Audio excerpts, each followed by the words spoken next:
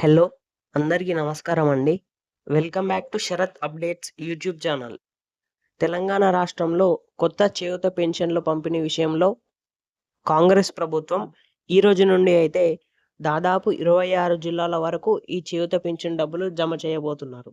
ఈ వీడియోలో మనం ఏ కేటగిరీ వారికి ఈ చేయూత పెన్షన్లు అందుతాయి అనేది తెలుసుకునే ప్రయత్నం అయితే చేద్దాం. కాబట్టి వీడియోని పూర్తి వరకు చూడండి. అలాగే ఛానల్‌ని సబ్స్క్రైబ్ చేసి వీడియోని ఖచ్చితంగా లైక్ చేయండి. లైక్ చేస్తే ఇలాంటి వీడియోలు చేయడానికి నాకు మోటివేట్‌గా ఉంటుంది. దేశంలో కోట్ల మందికి పైగా ఈపీఎఫ్ పెన్షన్ కన్నా ఎక్కువ మొత్తాలనే వృద్ధాప్య పెన్షన్ కింద చెల్లిస్తున్నారు. వారిలో అత్యధికులు ఉద్యోగాలు చేసి ఆదాయ పన్నులు కట్టిన వారు కాదు.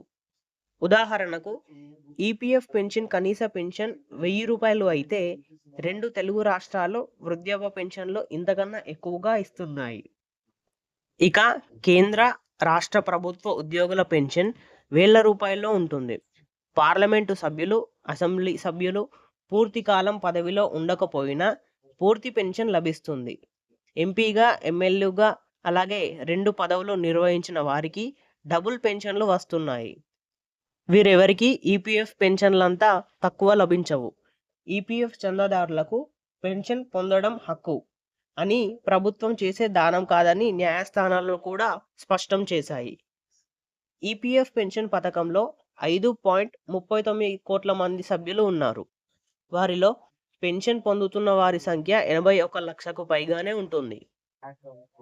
ఈ కొద్ది మందికి పైగా కూడా మొత్తంలో పెన్షన్ చెల్లించడానికి కావాల్సిన సొమ్ము తమ దగ్గర లేదని ప్రభుత్వం చేతులు ఎత్తేస్తుంది అని ఈపీఎఫ్ పెన్షన్ నిధికి ఎంత మొత్తం జమ చేయాలి, ఉద్యోగి రిటైర్ అయ్యాక ఎంత మొత్తం పెన్షన్ వస్తుంది అనేది ముందుగానే నిర్ణయం అవుతుంది.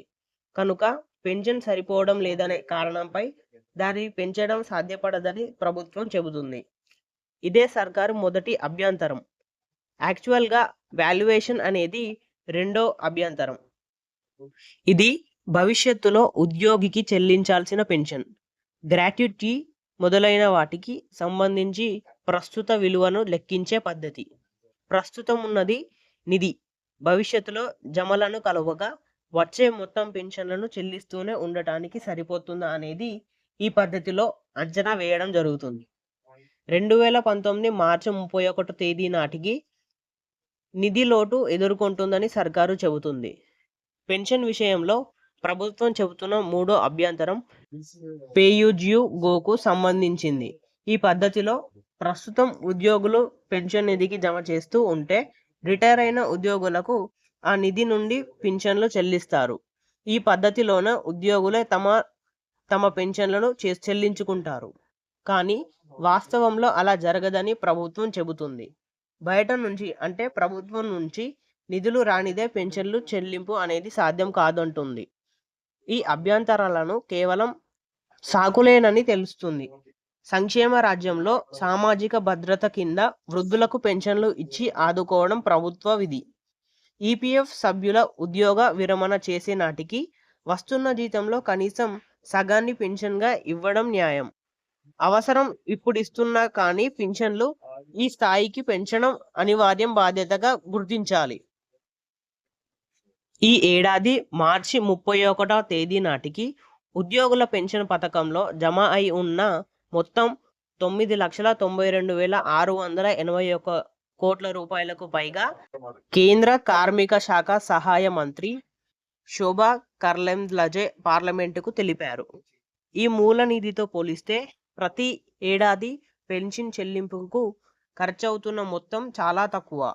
ఉదాహరణకు 2023-24 సంవత్సరంలో 8,88,020 కోట్ల వరకు మూల నిధిగా ఉండగా ఆ ఏడాది పెన్షన్ కింద మొత్తం అందులో 2.59 అంటే 23,027 కోట్లకు మాత్రమే ఆ సంవత్సరం మూల నిధికి వచ్చిన వడ్డీ 58,600 కోట్లు. అది ఆ ఏడాది వరకు చూస్తే పెన్షన్ల కింద చెల్లించాల్సిన మొత్తానికి రెట్టింపు కన్నా ఎక్కువే. పైగా పెన్షన్ పథకంలో మొత్తం 5.39 కోట్ల మంది సభ్యుల్లో ప్రస్తుతం పెన్షన్ పొందుతున్నవారు కేవలం 15%. ప్రతి ఏటా ఎక్కువ మంది రిటైర్ అవుతున్నారు కాబట్టి పెన్షన్ చెల్లింపులు ఎక్కువ అవుతున్నాయి. అదే సమయంలో అంతకన్నా ఎక్కువగా కొత్త సభ్యులు ఈపీఎఫ్లో సభ్యులవుతున్నారు. ఏ సంవత్సరం చూసినా ఈపీఎఫ్లో జమ అయ్యే మొత్తం కన్నా పింఛన్లుగా చెల్లించే మొత్తం చాలా తక్కువగా ఉంటుంది. నిరుడు పింఛన్ నిధికి 71,780 కోట్ల రూపాయలు జమ కాగా, పెన్షన్లకు చెల్లించినది కేవలం 23,410 కోట్లు మాత్రమే. అలాంటప్పుడు పెన్షన్లు చెల్లించడానికి డబ్బులు లేవని సర్కారు చెప్పడం సమంజసం కాదనే భావించాలి. అలాగే ఈ కొత్త తెలంగాణ యొక్క చేయూత పెన్షన్ డబ్బులు ఈరోజు 20 జిల్లాలలో కేటగిరీ వైజ్గా జమ అవ్వడం జరుగుతుందని సమాచారం అయితే ఉంది. పెన్షన్ గురించి మరెన్నో లేటెస్ట్ అప్డేట్స్ కోసం మన ఛానల్ని సబ్స్క్రైబ్ చేసి వీడియోలో కొంచెమైనా ఇన్ఫర్మేషన్ తెలుసుకున్నట్టు అనిపిస్తే లైక్ చేయండి.